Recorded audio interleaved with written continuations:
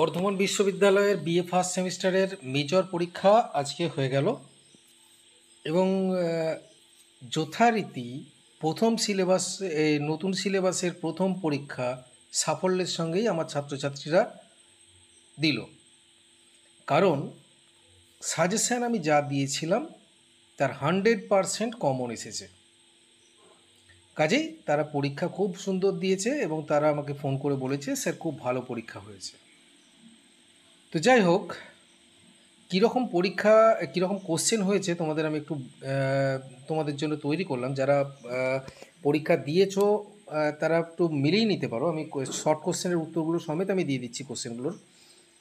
দেখো, প্রথমেই আমি ছোট প্রশ্নগুলো বলছি। ছোট প্রশ্নগুলোতে দেখো, এই যে কটা প্রশ্ন আছে সব কোটাই পড়েছে। 15টা কোশ্চেন আছে, তার মধ্যে 11টা কোশ্চেন কমন আছে, করতে হবে 10টা। জায়গায় বেশি না বকে আমি প্রশ্নতে চলে যাচ্ছি। দেখো, প্রবন্ধ কাকে বলে? একটি বাংলা প্রবন্ধের নাম লেখো। প্রবন্ধ কথার অর্থ হলো প্রকৃষ্ট রূপে বন্ধন, অর্থাৎ নাতিদীর্ঘ ও সুবিন্যস্ত যে গদ্য রচনা বিষয়বস্তু ও চিন্তার ধারাবাহিক বন্ধন ঘটায় তাকে বলে প্রবন্ধ। একটি বাংলা প্রবন্ধের নাম হলো রামেন্দ্র সুন্দর ত্রিবেদীর পদার্থবিদ্যা। যে উপন্যাসের দুটি বৈশিষ্ট্য লেখো। 1 নম্বর, উপন্যাসে ঘটনা ও চরিত্রের সন্নিবেশ থাকে। 2 নম্বর, উপন্যাসে লেখকের জীবন দর্শন প্রকাশিত হয়। রানার কবিতাটি সুকান্ত ভট্টাচার্যের কোন কাব্যগ্রন্থে আছে? মাভৈ রানার কথার অর্থ কী? মাভৈ শব্দের অর্থ কী? রানার কবিতাটি সুকান্ত ভট্টাচার্যের ছাড়পত্র কাব্যগ্রন্থে আছে। মাভৈ কথার অর্থ হচ্ছে সাবধান। সেই কি সে জমদমি? জমদমি কথাটির অর্থ কী? কে কাকে জমদমি বলেছেন? জমদমি কথার অর্থ হচ্ছে যমকে দমন করেন যিনি। অর্থাৎ এখানে শবদে শবদে বিয়া দেয় যেইজন, তাকেই মাইকেল মধুসূদন জমদমি বলেছেন।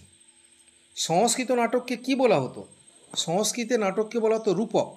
নাট্যশাস্ত্রের রচয়িতার নাম কি? নাট্যশাস্ত্রের রচয়িতার নাম ভরতমুনি। নাট্যকাব্য কাকে বলে? একটু উদাহরণ দাও।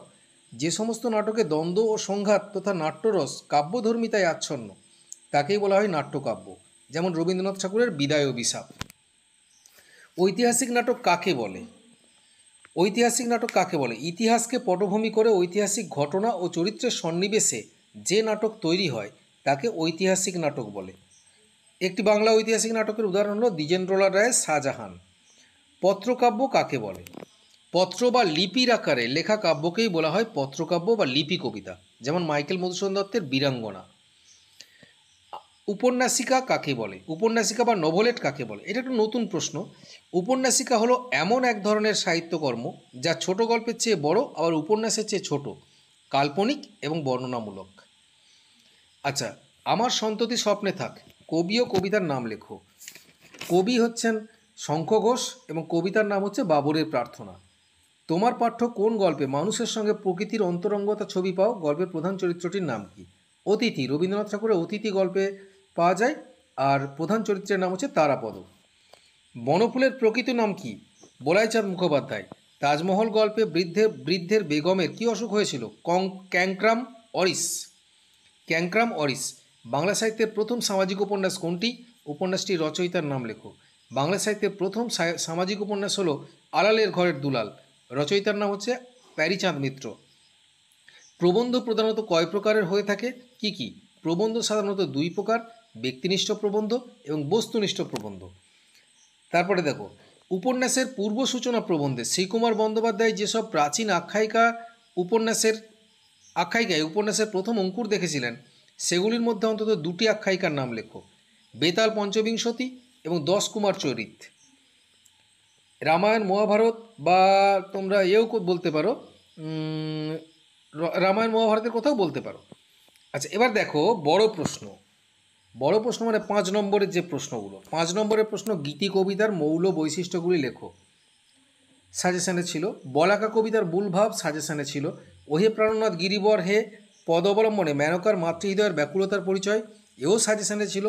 ছোট গল্পের বৈশিষ্ট্য সংক্ষেপে লেখো, এটাও সাজেশানে ছিল। তার মানে 4টে আমরা পেয়ে গেলাম। অতিথি গল্পে তারাপদ চরিত্রে বিশিষ্টতা আলোচনা করো, এটা সাজেশানে না দিলেও এটা তোমরা করতে পারবে। আর প্রবন্ধ শব্দটির ব্যুৎপত্তিগত অর্থ কী? তোমাদের পাঠ্য আমাদের ভাষা সংকট প্রবন্ধের মূল বক্তব্যটি লেখো। এই দেখো অতিথি গল্পটা শুধু তারাপদ চরিত্রটা আমি দিইনি, ওটা করতে বারণ করেছিলাম অতিথি গল্পটা ছোটো 5 নম্বরের জন্য। কিন্তু দেখো বাকি 5টা কোশ্চেন সবই কমন আছে, বাকি 5টা কোশ্চেন সবই কমন আছে। প্রবন্ধ শব্দটির ব্যুৎপত্তিগত অর্থ কী? প্রকৃষ্ট রূপে বন্ধন, প্রকৃষ্ট রূপে বন্ধন। আচ্ছা এবার দেখো 10 নম্বরের প্রশ্ন, আবার আসিব ফিরে কবিতাটির মর্মার্থ আলোচনা করো। আমি বারবার বলেছিলাম যে আবার আসিব ফিরেটা ভালো করে করতে, এবং পড়েছে। একাঙ্ক নাটক কাকে বলে? দৃষ্টান্ত সহ একাঙ্ক নাটকের বৈশিষ্ট্য আলোচনা করো। এটা একাঙ্ক নাটক না দিয়ে আমি শুধু নাটকের বলেছিলাম, যাক এটা আমি বাদ দিলাম।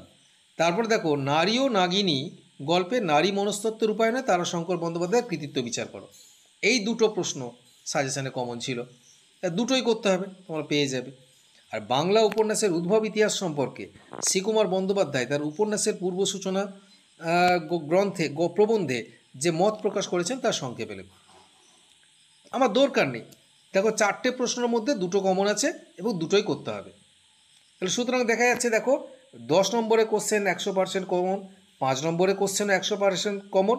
আর দেখো 1 নম্বরের প্রশ্নতে যেটা আছে প্রবন্ধ কয় প্রকার, এই দেখো বাংলা সাহিত্যে প্রথম সামাজিক উপন্যাস বনফুল প্রকৃত নাম, তারপরে আমার সন্ততি স্বপ্নে থাক, তারপরে পত্রকাব্য, ঐতিহাসিক নাটক নাট্যকাব্য, সেই কিসে যমদমি, রানার, উপন্যাসে দুটি বৈশিষ্ট্য, প্রবন্ধ কাকে বলে, এগুলো সব সাজেশানে ছিল। 2-4টে বাদ দিয়ে শর্ট কোশ্চেনের সব কটাই সাজেশানে ছিল। তোমাদের করতে হবে 10টার থেকে বেশিই সাজেশানে ছিল। কাজেই যারা আমার সাজেশান ফলো করেছে তাদের পরীক্ষা খারাপ হওয়ার কোনো প্রশ্নই নেই। আচ্ছা এবার শেষে বলি একটা কথা, যে তোমাদের পরের সেমিস্টার সেকেন্ড সেমিস্টারে যদি মেজরের সাজেশান তো লক্ষ্য করবেই, মেজরের যদি কোনো কোশ্চেনের প্রয়োজন হয় বা উত্তরের প্রয়োজন হয়, নোটসের প্রয়োজন হয়, তোমরা কিন্তু আমার সাথে যোগাযোগ করবে, মেজর মাইনর সবেরই। আর যারা আমার ভিডিওটা আজকে দেখছো বা আগেও দেখেছো কিন্তু সাবস্ক্রাইব করোনি, তারা সাবস্ক্রাইব করো, লাইক করো, কমেন্ট করো, শেয়ার করো।